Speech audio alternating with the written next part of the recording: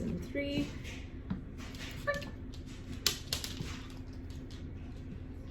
Right, so I'm gonna try to do a little bit of free shaping. So I dropped that thing on purpose to see if I can just get him to touch it, target it, push it around, look at it. So I'm just gonna kind of pick it up. So I don't want to kick it with my foot because that could be creating a little bit of conflict. So I don't want to be doing that. So I'm just staring at this little thing. And if I have to go pick it up to move it again, I'm going to break, throw food away, and then grab it. Just so that way he doesn't try to bite me. So he looked at it.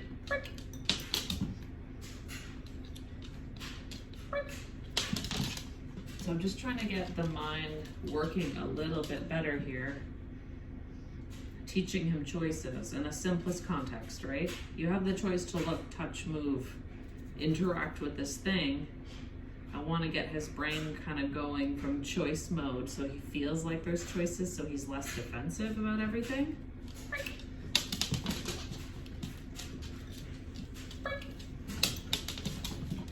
So I picked something that I kind of figured he might be a little bit interested in. So you can see I touched the item with my foot a few times, but not while he was paying attention. So I'm gonna throw a piece of food away, grab this thing again. So I want him to move towards that thing or touch the thing, interact with brick. I just want him to interact with it. And if this doesn't end up being my thing, I'll grab something else.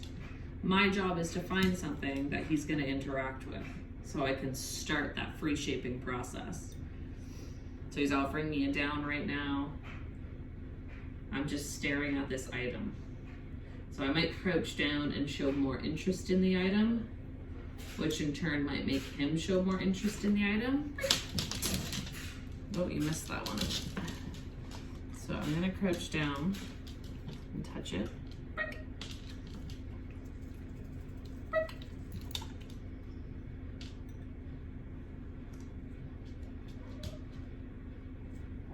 So you got a bit uncomfortable with me doing that, so I just break and feed there.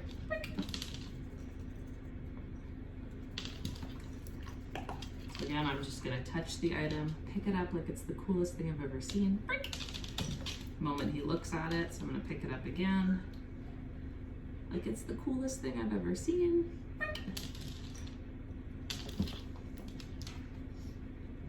So if I start to show a bit of interest in it, I can kind of get him to as well. So I'm manipulating the free shaping a bit here.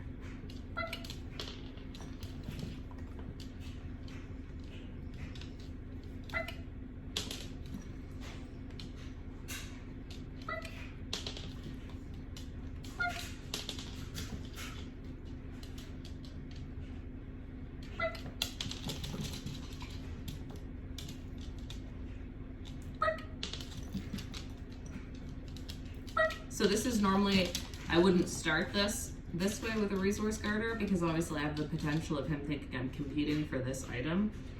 It's a tiny piece of yarn. Chances are I'm okay.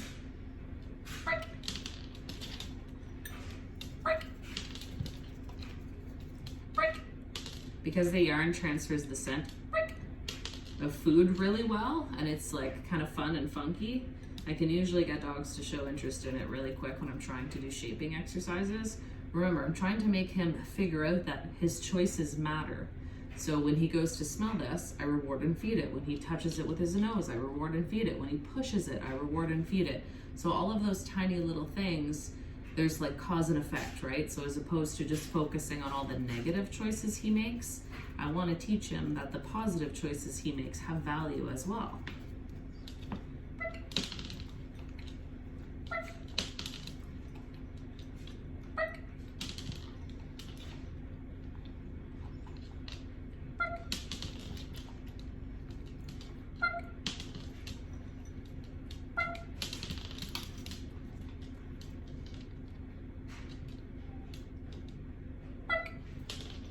So we also realized he doesn't like big dogs. He went after Frankie and Zoe.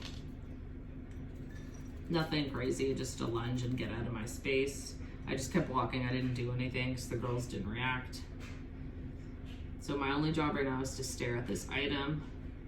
Let's see if he makes a choice. I'm staring at him out of my peripherals because again, I have a resource garter and I'm in a small space and I'm hovering over a dish, right? So you have to be mindful of what you're doing.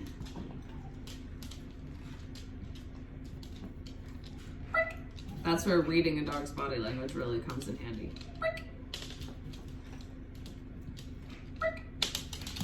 So I'm gonna pick it up again, covet my little item a little bit, so you can see me coveting it.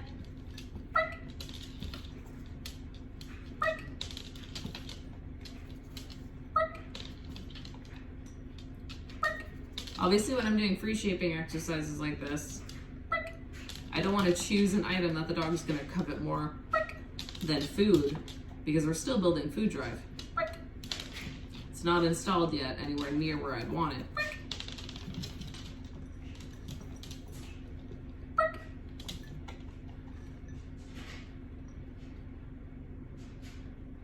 So he's lost for a sec, he's not sure. I'm just staring at this item. Notice my body's not confrontational either. My crouch isn't towards him. My crouch is away from him. So my body language is already telling this dog that if he comes for me, I'm leaving.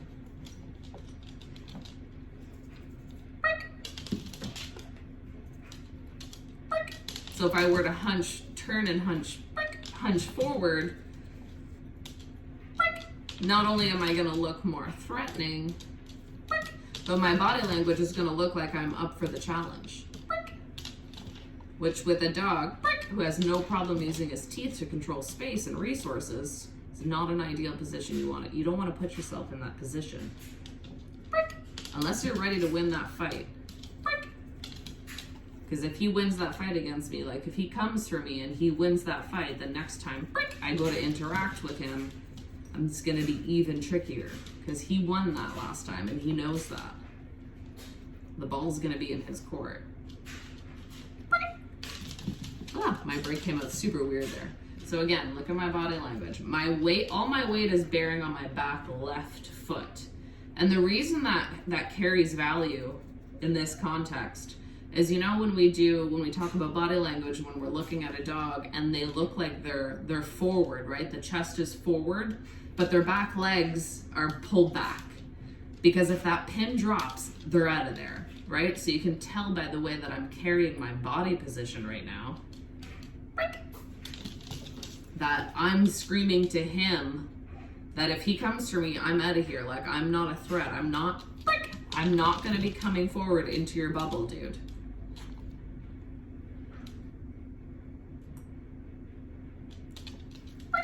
That was awesome.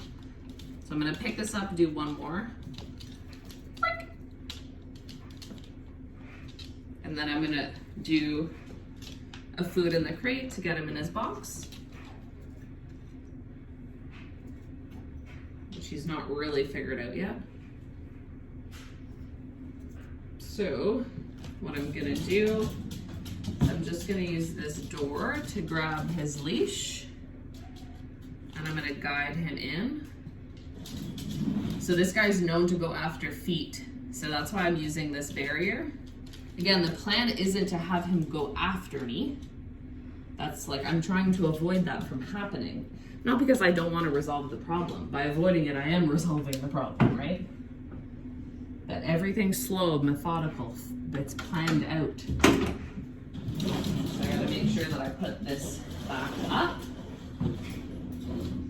And the reason, again, I have this around is to create a safety net for him. So my dogs aren't gonna go and put their noses in there and rush up and bug them. Like, this is your safe place, kid. So there's lesson 3.